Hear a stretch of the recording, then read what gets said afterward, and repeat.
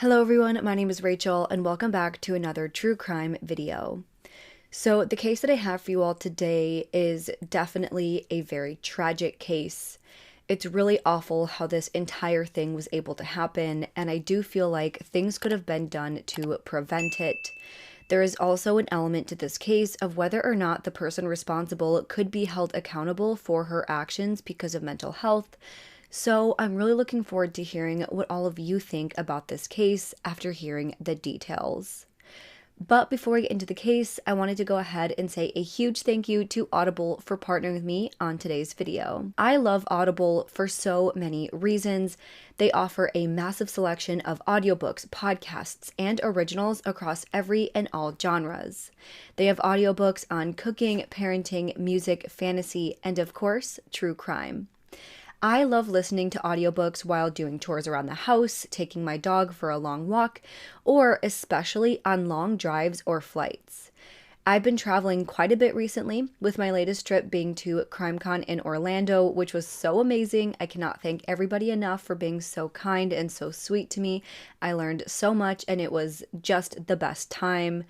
But it also meant that I had a 4-hour-long flight. But the time went by so much quicker because I was listening to such an interesting audiobook called A Serial Killer's Daughter, written by Carrie Rawson, the daughter of the BTK serial killer. For Halloween month this year, I'm going to be looking into some different serial killer cases to discuss with all of you, and I feel like a part of the whole serial killer discussion with these cases, it oftentimes doesn't consider what it was like for the family members of the person who is committing these awful, awful crimes. This audiobook gives that perspective of what it's like to see her father, who was a devoted father and husband, a regular churchgoer, and a hard worker, turn out to be such a horrific monster. It's such an interesting listen, and I do highly suggest this one. But if true crime audiobooks aren't your thing, Audible has literally everything you can imagine in their massive library of titles. I also love learning new things all of the time. I also just recently listened to an audiobook called The Psychology of Money, which is great for people who are trying to get better with personal finance and just learning more about how to spend their money and how to save it and how to budget. New members can try Audible for free for 30 days, and as an Audible member, you can choose one title per month to keep for yourself from the entire catalog, including bestsellers and new releases. Audible members also get full access to a growing selection of audiobooks, Audible originals, and podcasts. You can download or listen to their included titles all you want, anytime. You can always find the best of what you love or try something new to discover with Audible. So, if you want to try Audible for free for 30 days, make sure you click the link down below and head to audible.com/rachelshannon, or you can text Rachel Shannon to 500-500 and note that both are case sensitive. Again, that's audible.com/rachelshannon, or text Rachel Shannon, one word, to 500-500. Both are case sensitive. Thank you again so much to Audible for partnering with me on today's video. So, with all of that being said, let's get into today's case. Today, we are going to be discussing the tragic murders of Tori and Lily Ball. Tori Ball and her twin sister, Lily Ball, were born on September 12, 2007 in San Diego, California, to Monica McCarrick and Michael Ball. These twins were known to be loving, sweet, and full of life. As twins, they had a special bond that only a twin could understand. But the girls were born into a rough life from the start. Monica, their mother, had always struggled with mental health and drug use for basically her entire life. When Monica was 12 years old in 1995, Monica was hospitalized for self-inflicted wounds and suicidal ideation, as well as intoxication. At 12 years old, she had already started drinking alcohol. This was nothing new, though, as she had been self-harming from even a younger age. Then, by the age of 14 years old, Monica was diagnosed with attention deficit disorder and was prescribed medication to treat it. However, it appears that Monica may have been actually misdiagnosed, which I think is pretty common with these types of disorders that Monica had, unfortunately. So sometime between 2003 and 2005, she had been diagnosed with major depressive disorder. It seems to me that a lot of times adults with undiagnosed ADHD may be wrongly diagnosed as depressed, and some adults with depression may present as having ADHD and be prescribed medications that are not suitable for them. So, by the age of 12, Monica started using drugs and alcohol to cope with her mental health issues. She started using weed, LSD, mushrooms, ecstasy, and by age 14, she was using cocaine, and then by the age of 18, she was using methamphetamine. From the age of 18 and well into her adult life, Monica continued using meth. She claimed that she didn't use it while pregnant with her twins, but that's just her word. I don't know what to believe. At this point, after we get through more of the details in this video, you guys can make your own assumptions about what really happened. But either way, according to Monica, she used meth almost every day from the time that she was 18 until she was 25 years old. Because of the drug use, Monica became paranoid, she would act out, and sometimes she could even be violent with Michael. There were claims of domestic abuse throughout their relationship. She had been arrested on several occasions for drug use and domestic violence as well. So because of her severe issues with drugs and accompanying mental health issues, her relationship with Michael, the father of her children, did not last. So about a year or so after the twins were born, by 2009, Michael and Monica split up.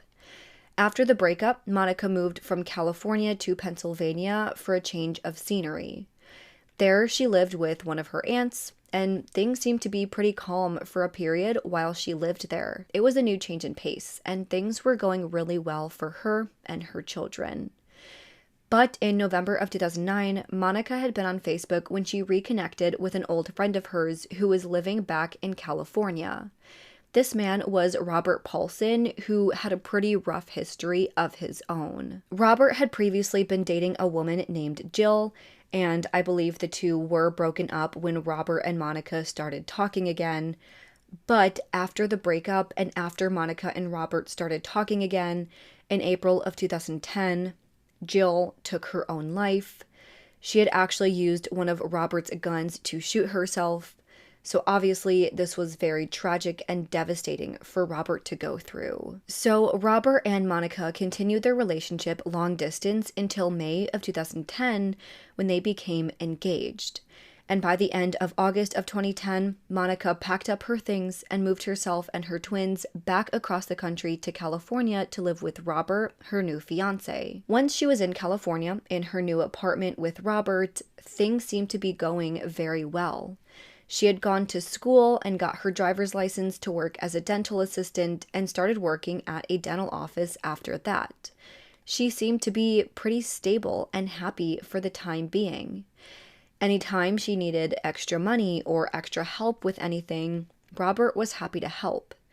Robert saw Monica as a very good mother who loved her young daughters and just wanted to do her best to take care of them. At the same time, Monica did her best to help Robert cope with the recent loss of his ex-girlfriend, and she understood that even though the two were broken up when this happened, this was a very tragic situation, and this was someone that he once cared about, so he needed to grieve through it. However, Robert's job actually required him to travel quite a bit, which did put some strain on Monica. By September 9th, only a few weeks after Monica moved in with Robert, she had to leave and go to Minnesota for a month-long work assignment. Obviously, this wasn't ideal, but for the time being, Monica seemed to be doing okay with the distance. The two spoke on the phone regularly, and Robert made sure to assure Monica that things were going great, that they were happy, and that these work assignments weren't going to last forever. Again, Monica didn't love the distance, but she seemed like she was okay with it at first. But as time went on, Robert and other friends and family members started to notice a shift in behaviors from Monica. Friends said that it was obvious that Monica was struggling. In California, she had a lot less support than she did back in Pennsylvania. She was having a lot of trouble taking care of her twins all on her own. She was struggling to sleep. She was very irritable and often went on rambling rants that people could barely understand. According to Robert, about 2 or 3 weeks into his work assignment, Robert started to notice that Monica seemed to be deteriorating. She seemed to be very paranoid and was getting upset about a lot of random things. So apparently, Robert and a friend had been writing a script for a slasher horror movie, and the script was apparently about a man who stalked children on a beach, and in the end, everybody in the movie dies. Monica found this script and she became very, very upset, telling Robert that he had written this story about her and that he was planning to kill her and her daughters. I don't really know what to make of this script. It is a little bit unusual that a normal person like Robert and a friend would be writing a horror movie together, but there is a lot of people that are just into that kind of thing. Doesn't mean that they're bad people, doesn't mean that they're violent in their personal lives. They could just be into horror movies, and it could be like one of these things where you and your buddy want to write a movie, you think you're going to go big time, you think you're going to send it off to Hollywood and they're going to, pay you millions of dollars to produce it. It's a dream that a lot of people have, so this totally could have been what the situation was. But like I said, when Monica found it, she did not like it one bit, and she was very suspicious of the entire thing. Then Monica started to say that the only reason Robert started his relationship with Monica and had her move out was so that he could hurt her. Like, the only reason he dated her was so that he could hurt her. Then she started accusing Robert of cheating on her with another woman. And this even got as far as her suggesting that maybe Robert was the one who drove his ex Jill to suicide. Then she started to tell him that all of her friends hated him. But Robert wasn't the only person that Monica became paranoid about. She expressed to Robert that she was afraid of a UPS delivery driver who she claimed had entered their apartment. There were times that she refused to leave her apartment altogether because she thought that somebody was sitting in a car outside stalking her. It seemed that Monica's mood would jump up and down, and in one moment she would be upset and paranoid. Robert would try his best to talk her down, calm her down, and make her happy, which sometimes did work. Sometimes she would end these calls happy, content, and calm, but then the next day she would go back to being upset and paranoid all over again. There was one night where Monica had taken her 3-year-old twin daughters to visit Robert's mother, Roxanne. Monica, Lily, and Tori all spent the night at Roxanne's place, but right from the jump, Roxanne noticed that Monica was nervous and anxious.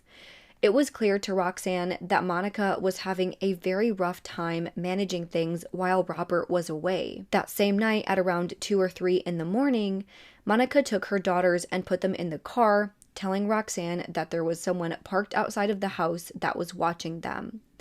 Roxanne told Monica that her car belonged to a neighbor who went to work early in the morning, but she didn't believe her. Monica got into the car with the girls, sitting there texting Roxanne. She asked Roxanne if they were safe to leave until she did ultimately left and took the girls home. At the same time, during the month of September, again for about the first month of living with Robert, Monica was also texting her friends about some of her concerns. There was one friend from Pennsylvania, Maritza, who she would text regularly after the move. She told Maritza that she was worried about whether Robert and his mother would accept her. She said that she was worried that they wouldn't accept her or her children, saying that she was jealous of the Facebook friends that Robert had. She also added that her and Robert were not getting along at that time. On September 25th, Monica texted her friend, quote, "My fiance Robert Paulson and his mom are acting so strange. So FYI, if I end up missing or turn up dead or they try to say I committed suicide, it is a cover-up, so feel free to get revenge for me." Then she told Maritza about the slasher screenplay that Robert was writing, saying that she was afraid that the story was about how he was going to kill her, Lily, and Tori. On September 29th, she texted, quote, "They want to steal the girls and kill me, I think." But Maritza wasn't the only friend that Monica was expressing these types of fears to. Monica had another friend, Pamela, who was living in Los Angeles at the time. She would also tell Pamela that she was afraid of Robert and his mother, saying that Robert wanted to hurt her. In one text on September 25th, Monica texted Pamela saying, quote, "He scares me. I feel like he's going to hurt me. I never meant to hurt him. I need to know I am safe, so hopefully this is a paranoid delusion, but I'm telling you, if I end up missing or dead, or they say that I tried to commit suicide, it is a cover-up." In the days after that text message, Pamela continued talking to Monica and tried helping her through her situation. She suggested that Monica visit her mother. She also helped her set up a phone counseling appointment for October 6th to try and help her out with her situation and to talk about her worries and to talk about what she was paranoid about. Then, in the beginning of October, Monica told Pamela that she was rereading Jill's obituary. Remember, Jill is Robert's ex-girlfriend who died by suicide. And she said that she thought that Robert actually murdered Jill, that it wasn't a suicide at all. She did use his gun to take her own life after all, and so it could be possible that Robert was actually responsible. These thoughts and fears only heightened when, in early October, Robert called Monica to inform her that he was not going to be returning home after his Minnesota assignment like he was supposed to. He was actually going to be staying in Alaska for an additional 10 days on another work assignment after the Minnesota one ended. So not only was he not going to be able to come home and see her before his next work assignment, but he had to go straight from Minnesota to Alaska, so he wasn't going to be able to see her at all. When Robert told her this, she became very upset, and her and Robert fought about it over the phone. After this, her concerns and worries got worse and worse. Now, I do believe this was a different day than the day that Monica and her children left Roxanne's house at 2 or 3 in the morning. It's not totally clear with the sources that I read, but I believe it was after finding out about the Alaska trip. Monica and the twins were at Roxanne's house again, hanging out and eating pizza, so she was just there for dinner this time. Monica said, though, that the pizza made all 3 of them sick, so this confirmed her belief that Roxanne and Robert were trying to kill her. She was convinced that this pizza was poisoned. At that point, Monica started to believe that Alaska wasn't a work trip. Instead, it was a plan by Robert to kidnap her, Lily, and Tori and put them into a sex enslavement camp in Alaska. Then, after suspecting pretty much everybody close to her in her life of wanting to harm her, she started to see other people wanting to harm her pretty much all around her. Everybody that she saw in her day-to-day life, she was suspicious of. On October 10th, 2010, Monica had gone to the front office at her apartment complex to talk to one of the managers, but it was a Sunday, so the office was closed. But to her, the fact that it was closed was very suspicious. She thought that it was closed because this is where people were congregating and setting up operations to kidnap her and her daughters. She was convinced that there were helicopters watching her outside, and she thought that they were coming for her. By October 11th, 2010, Monica had called Tori and Lily's paternal grandmother, or her ex Michael's mother, Faye, to ask them who was going to take the girls. In that phone call, Faye said that Monica sounded irrational and erratic. To Faye, she thought that Monica was probably trying to ask her for help with caring for the twins, so she said that if Monica brought the twins to her home in Southern California, that she would start proceedings to get custody of them if that's what Monica wanted. But she ended up telling Faye that her current fiance, Robert, was kicking her out because he had some sort of vendetta against her. But from what we can tell, that wasn't true. It doesn't seem like Robert was kicking her out. It seemed that she either made this up, or more likely that she thought this was true even though it wasn't actually true. She might have just thought that Robert was trying to kick her out, even if he actually wasn't. Then, on the morning of October 12th, 2010, the assistant manager of the apartment complex where Monica lived asked her to move her car because it was blocking some of the other parking spots. However, when the assistant manager arrived, Monica would not open the door. The assistant manager asked her why her car was parked that way and why she wasn't able to open the door, and Monica didn't have much of an answer.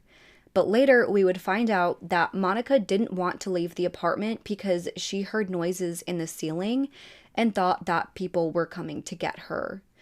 Eventually, the assistant manager did get Monica to open the door, leave the apartment, and move her car, and she watched Tori and Lily as Monica did this. Monica would later say that she trusted the apartment's assistant manager to watch the girls while she moved the car, even though she thought that, the apartment was setting up operations to kidnap her and her children. She trusted this woman in particular because she was pregnant, and the majority of people who hurt women are men.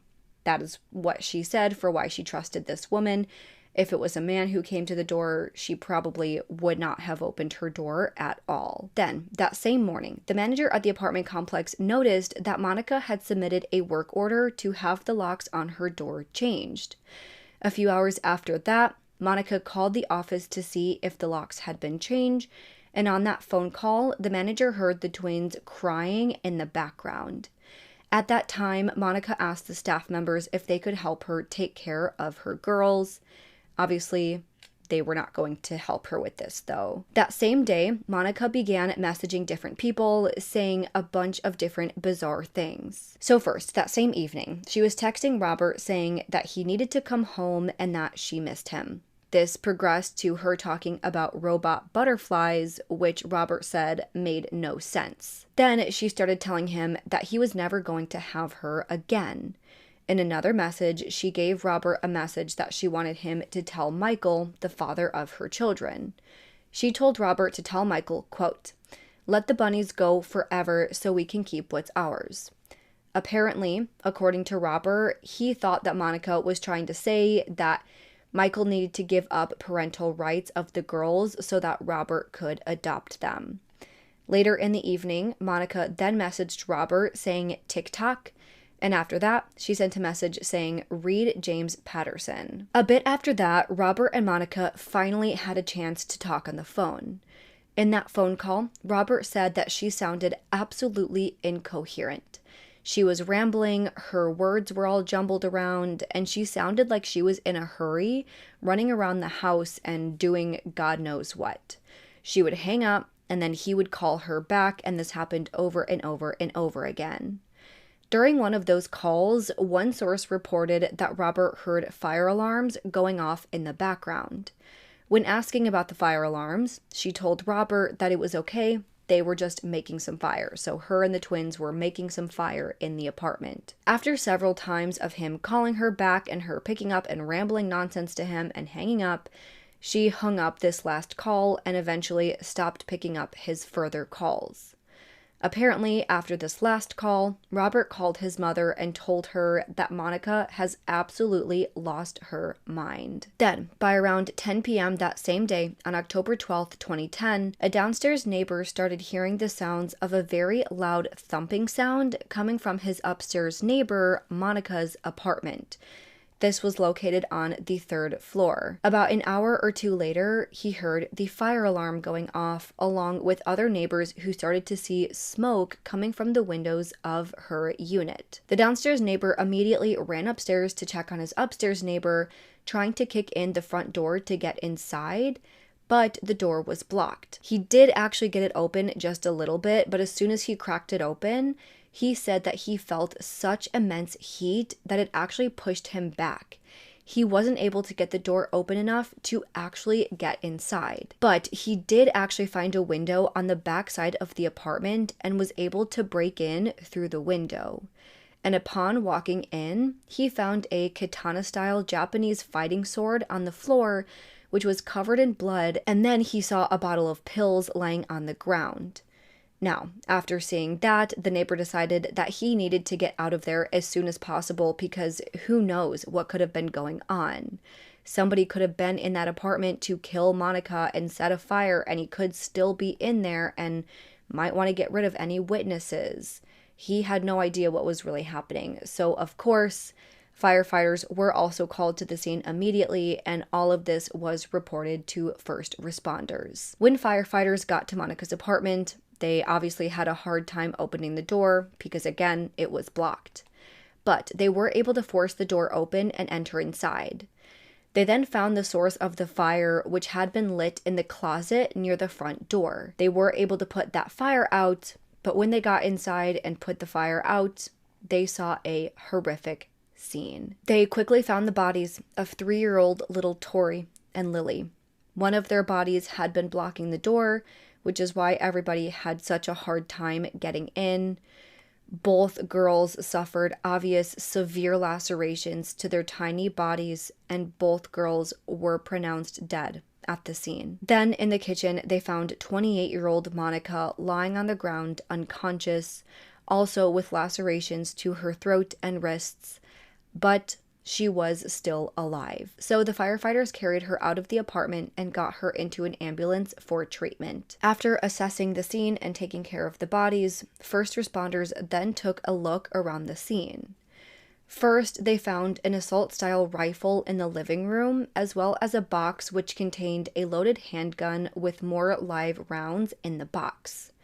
In the hallway, they found a straight-bladed sword, which was covered in blood. Then there was a lighter with blood next to that as well on the floor. They found that the 2 high chairs had been knocked over in the dining room, both of which had their food trays removed, and both high chairs were absolutely soaked in blood. Then there was a table facing the high chairs. On that table, there was a laptop open, and it was playing a children's cartoon. In the kitchen, there was a landline phone on the counter, but the phone and the countertops were covered in blood. In the bathroom, the sink faucet had been left on, so the water was still running from it. The counters and the sink in the bathroom were all covered in blood as well. There was a cell phone on the floor in the bathroom as well, and then there was a stool in the bathroom, and on that stool, they found a James Patterson book called Double Cross. Double Cross is a thriller suspense book about a crazed serial killer where each killing becomes more and more complicated as the detectives try to solve the crime. This book was opened and turned to a page that read, "My daughter is dead," somewhere on that page. Then, after finding these tiny bodies, of course, they were sent off to the medical examiner for an autopsy. The medical examiner found that 3-year-old Tori had 11 cutting wounds on her face, 2 cutting wounds and a gaping wound on her neck, 9 superficial cutting wounds on her chest, 2 deep stab wounds to her chest, one of which penetrated her heart, with the other penetrating her lung. Then they found that she had 3 small superficial cutting wounds, as well as 1 deep stab wound to her abdomen. They found several wounds on her arms and hands, which were consistent with defensive wounds. Lily had 5 cutting wounds to her face, 4 cutting wounds to her neck, and 9 to her chest. She had 1 large gaping wound on her neck as well, which severed her larynx and cut her carotid artery, almost decapitating her. She had multiple defensive wounds to her arms and hands, and a 6-inch deep wound to her abdomen. Neither girl had inhaled smoke, so that meant that they were both dead before the fire was started. Obviously, this is just tragic. The fact that they had these defensive wounds says to me that they were alive, obviously, when their mother was attacking them, and they were aware of what was going on. They knew that their mother was hurting them, but they had no idea why. I can't even imagine how this entire thing started and progressed, with one girl who had to sit there and watch as her mother attacked her twin sister, being able to do nothing about it until she turned around and attacked her as well. It's just awful to think about. The level of injuries these poor children had is just brutal, and I can't even begin to describe how disgusting it is. There was a lot of questions as to why, there was a gun sitting right there. Not that it makes it any better, but why would she choose to inflict this level of injury on her children to the point that they were still alive, and they probably felt so much pain as their mother was slashing them and brutalizing them, when she could have just shot both of them in quick succession and made it painless and quick as possible. Again, not that it makes it any better, not that that would make the situation any better, but I have no idea why she went this way of wanting to cut them and hurt them and do all of this to her children, to kill them and put them through this much pain and this much brutality. It just does not make any sense. Then, when Monica arrived to the John Muir Medical Center for treatment, she was in critical condition. She had 2 large lacerations to her throat, as well as multiple cuts and lacerations on her arms and wrists. On one of her arms, she cut so deeply that the tendons that flex your wrist and fingers was completely severed, so about right here. She had a large laceration on her thigh, as well as lacerations to each ankle, both of which had completely severed her Achilles tendons, which is unimaginably painful. Can't even imagine what that was like. At that time, she was tested for drugs, and it was actually negative for alcohol, cocaine, and meth, or any other drug for that matter. At the time, to police, it appeared like this was a murder-suicide attempt. It looked like Monica had murdered both of her daughters by slashing and cutting and stabbing them before carrying their bodies to the door to block the door shut. Then she cut herself all over the place and set the apartment on fire, either to make sure that she and her children had died or to cover the evidence of what happened in that apartment. While receiving treatment in the hospital, police charged Monica with 2 counts of murder, 2 counts of child abuse resulting in death, 1 count of arson, and 1 count of destruction of evidence. By October 14th, 2010, it appears that Monica was released from the hospital and booked into Solano County Jail. She pleaded not guilty to her charges by reason of insanity, and from there, she went through multiple psychiatric evaluations to determine if her mental health is to blame for her actions and if she truly knew that what she was doing was wrong. So, there were 3 different doctors who evaluated Monica, and they all had similar findings, but they kind of had different ways of getting there and different evidence that they brought forward when writing their evaluation. So I'm going to sort of try to combine and summarize what each doctor said without getting too repetitive or redundant. First, we have Dr. John Shields, PhD. Dr. Shields spent a total of 20 hours with Monica over the course of 9 sessions. As we heard from before, he talked about how she had mental health issues from the time that she was a preteen. By 12, she was drinking excessively and was involuntarily committed to the hospital for mental health treatment after self-harming. By 14, she was diagnosed with ADHD, but Dr. Shields believes that she should have been diagnosed with bipolar disorder with psychotic features, as well as delusional disorder. He believes that her misdiagnosis contributed to her polysubstance abuse. Between 2003 and 2005, that is when Monica first reported having delusions and excessive paranoid thoughts. It was also around that time, as we know, that she was using all sorts of drugs. She did meth pretty much every day until she was 25, and text messages from the days surrounding the killings indicate that she was using again in October of 2010. Again, she did test negative on the day of the killings, but that doesn't mean that she wasn't using in the weeks or days before that. In one text message to Robert sent on October 10th, she wrote, "You wanted me to stay thin and said it was important and okayed me to use to do that." Most likely referring to meth use, which does suppress your appetite and makes you not want to eat at all. So people who use meth regularly will be very underweight, will be very skinny, and you can sort of see like they have like a gauntness to their face because they just don't eat. Now, as many of us know, especially if you've watched Breaking Bad or any of the other drug shows for that matter, one of the biggest side effects of meth use is paranoia, delusions, and hallucinations. This is especially prominent in long-term users, and these effects can continue happening long after someone stops using meth. Dr. Shields concluded that she was highly intelligent, but she did not show any significant probability that she was faking her mental illness. She was clearly suffering from severe mental illness. She wasn't faking it. She wasn't exaggerating it. He thinks that her long-term drug use contributed to her delusions that she was being stalked. She thought that someone was going to take her and her daughters, separate them, and put them into a slave encampment where they would all be raped, tortured, and killed.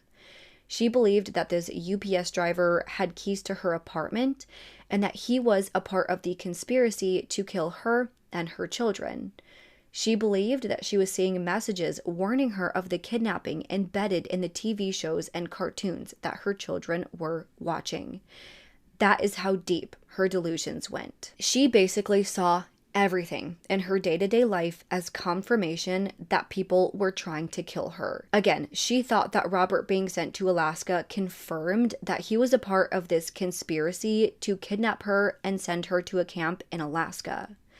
Then we know about how she thought Roxanne was in on it and poisoned the pizza that they were eating. Dr. Shields concluded that she was so delusional that she thought that the only way to save herself and her children was to kill them and herself before they got the chance to capture them and enslave them. He believes that in the time of the killing, she was unable to recognize the moral or legal wrongfulness of her actions. Therefore, she was insane at the time of the killings. The next doctor to evaluate Monica was Dr. Pablo Stewart, MD. He also pointed to her significant meth use between the formidable years of 18 to 25 years old. And he does think that this contributed significantly to her paranoid delusions. He believed that Monica was in a state of psychosis and was suffering from delusions when the killings took place. He said that Monica reported using meth only once a week in the weeks leading to the killings. So, he doesn't necessarily think that meth withdrawal was responsible for the delusions. He thinks that her depression got significantly worse after moving to California and that her mental health contributed to her psychosis. Once again, he concluded that she did not understand that her actions of killing her children was legally or morally wrong. The last doctor to evaluate Monica was Dr. Janice Nakagawa, PhD. Monica told her that in the days before the murders, she armed herself with a gun and a sword and sat in front of the door and just stared at it for hours on end, waiting for someone to come inside and take them. She also said that she had packed up all of the stuffed animals and teddy bears because she thought that they had cameras in their eyes. So she wanted them put away somewhere else so that they couldn't watch her. Dr. Nakagawa described how her paranoid delusions were also in part because of the book Double Cross. This book describes multiple ways in which the killers hunt people, and one of them is by taking women to an island and hurting them. Monica believed that this is what Robert was planning on doing to her. She told Dr. Nakagawa that she burned the apartment down because she didn't want Robert or her family to know what she did. If they found out that she killed her kids and herself, that her family would become involved with the people who were plotting to kidnap and kill her. Basically saying that if they found out, Robert was going to go after her family next. So she didn't want it to be obvious that she was the one who killed her kids and killed herself. So that's why she set the apartment on fire. Now, there were texts to Robert in the days before the killings, which showed that she was acting normally and not paranoid at all. However, Monica told the doctors that she was acting normally towards Robert on purpose because she didn't want him to know what she was about to do. She said that she decided on October 10th that she was going to kill the girls. So, for the 2 days after that, she didn't want Robert to figure out what she was planning so that he could come back and kidnap her before she got the chance to kill her kids and herself. Once again, this doctor did not believe that Monica knew her actions were wrong when she committed these murders. However, there were other things about Monica that maybe the psychiatrists didn't consider that maybe show she was a little bit more coherent and maybe had different motives than anybody thought. While awaiting her trial in jail, there were some things that Monica did that concerned those involved in her case, and at the same time, the prosecution was working very hard to try to prove that Monica was not insane at the time of the killings and that she did understand what she was doing. Now, at that point, she had been diagnosed with bipolar disorder, schizophrenia, schizoaffective disorder, and adjustment disorder. She had been medicated for these disorders, which said to all the psychiatrists that she truly was was psychotic. But while in jail, apparently she told another inmate to cut herself and start hearing voices so that she could go to the hospital and meet her there and not take accountability for what she did. That is concerning because that kind of shows that she knew exactly what she was saying to those psychiatrists. Then there were text messages that came out which showed that Monica may have known what she was doing, that she was still doing drugs, and that maybe she saw her children as an inconvenience to her, not as much as the little girls who she so desperately wanted to save. In one text message she sent to Robert, she basically said that she's overwhelmed with the girls and that she wishes that she was young and free again so that she could go out and party and not have so much responsibility. Then, in September, she texted Robert again saying, quote, "I am dying to smoke. I'm leaving them alone here. They probably won't wake up, but I can't help it. It's too hard to bring them everywhere." Then in another text, she wrote, "I need some free time or I'll snap." They also brought up how, like I just mentioned, Monica told Dr. Nakagawa that she packed up all of the stuffed animals because they had cameras in their eyes. But when the girls were found, one of them had been wearing a teddy bear harness. So if she truly thought that these animals had cameras in their eyes and she packed them all up, why did one of the girls have a stuffed animal at the time of her death? All of the psychiatrists also conceded that they did not think that Monica was actively using drugs at the time of the killings, but multiple text messages indicate that she was actively using meth in the weeks before the killings. They also conceded that they didn't consider the text messages, like saying that she needs to smoke, saying that the children are such a big inconvenience for her that she, needs some free time to herself. The psychiatrist said that they did not see those messages when writing their evaluation, so those are not things that they took into account. Now, meth is a drug that acts very quickly and therefore leaves the system very quickly. Depending on the dosage, the user's metabolism, the frequency of use, and other factors, meth can be detectable in your system for up to 3 to 5 days at most, depending on the drug test that is used. Some other sources say that it can be out of your system in as few as 2 days. So, if we are to use the higher end of the scale to be fair, she could have smoked meth 5 days before the murders and the drug test could have still come back clean. That would fit if she really was using meth once a week and was starting to use again. And even if the drug is out of your system, people can still experience long-term side effects, again, even if you don't have an accompanying mental health disorder. One of these biggest side effects is paranoia and delusions. According to court documents, a defendant cannot be found insane solely on the basis of addiction to or abuse of intoxicating substances.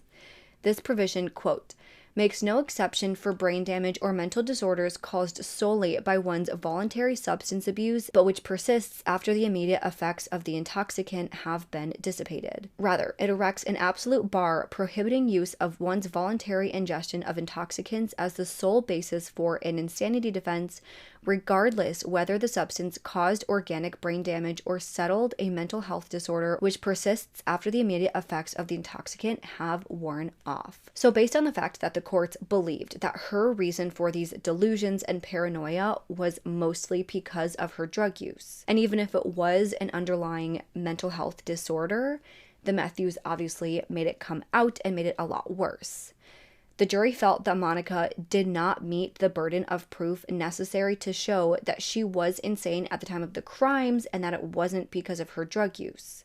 So, she was found mentally competent to stand trial, which, just as a side note, I absolutely appreciate and agree with that rule. I already think that the insanity plea is stupid because you should be held accountable no matter what if you are responsible for the taking of another life. But even more so if you ingest something that you know is going to alter your mental state.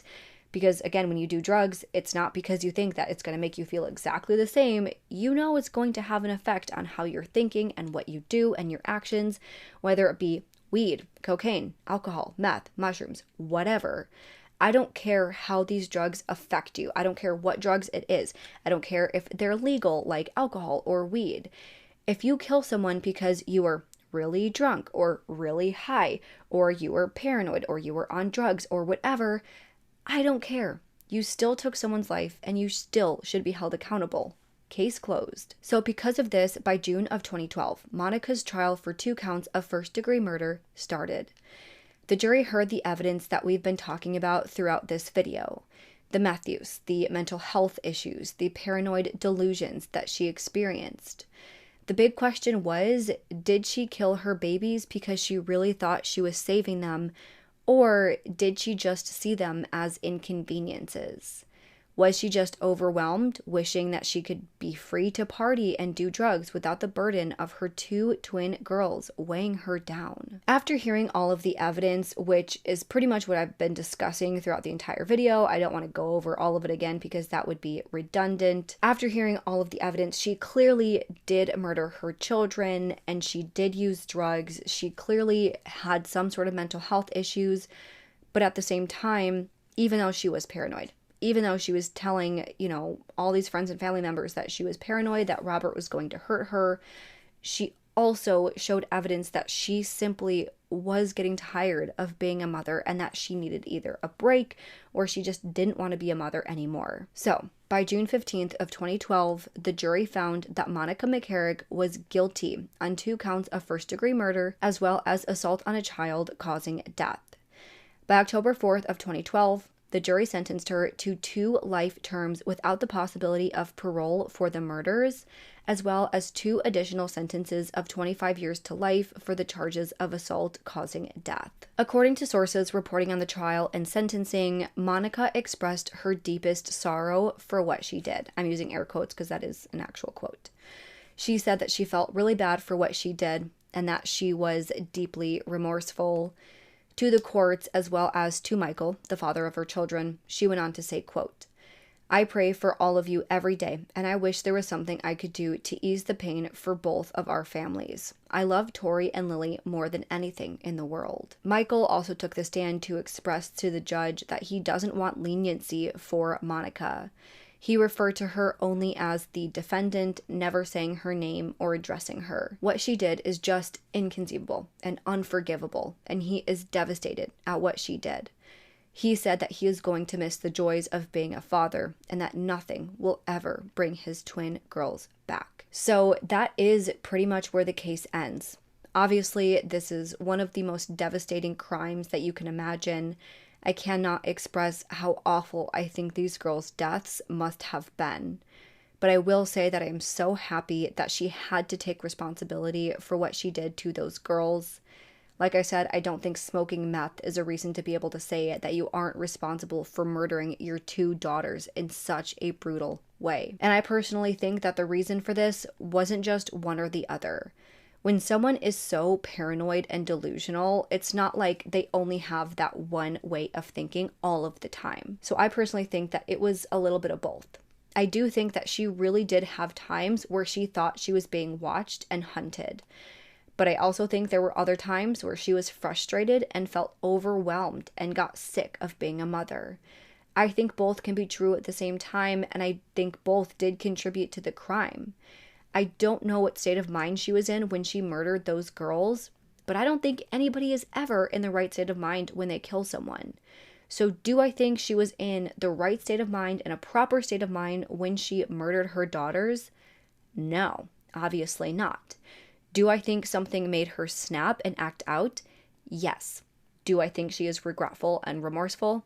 Yes. But I also do think that she knew what she was doing, and for whatever reason, she thought that her life would be better without them. I also do think that she might have fully intended on killing herself. She did give herself some pretty gnarly injuries, like she literally severed her Achilles tendons, she severed other tendons, she had very deep wounds. It's not like other cases where someone's trying to fake that they got attacked and, have all these superficial scratches all over their bodies. I do think that she wanted to die, and I think that she cut herself all over with the intention of doing that. But regardless, Monica knew that she had other options. I don't know why she had to take her girls down with her if she truly wanted to die herself. I think that's just something I will never understand, when people like this will kill their children and then either kill themselves or try to. It just doesn't make any sense to me. obviously doesn't make sense to anybody else except for the people that do these things. I don't think any normal person could understand why this happens. But regardless, Monica had other options. She knew that she could have given the children back to her ex if she really thought that they were such a burden or that Robert was going to take them. Her ex's mother literally said that they would take the children from her and that they would take care of them. And I'm sure it could have been a completely cordial and normal situation if she really didn't think that she could handle the children.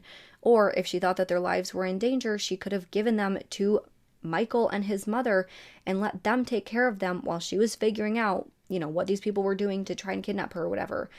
I just think that there were so many things that went into this crime, but I do think at the end of the day that Monica knew what she was doing, but I do think that she knew what she was doing to an extent. I think that she knew it was wrong, and I do think that that is why she tried burning the house down, because if she got rid of all the evidence, then no one could see what she did, and nobody would know that she's the one that murdered her children, or that she cut them and hurt them in such a horrific way. I don't know what her mindset was. I don't think we will ever know. I don't think any of, person that kills their kids or kills another person, I don't think we'll ever know, what is going through their head when they are doing it and when they think that this is the right thing to do.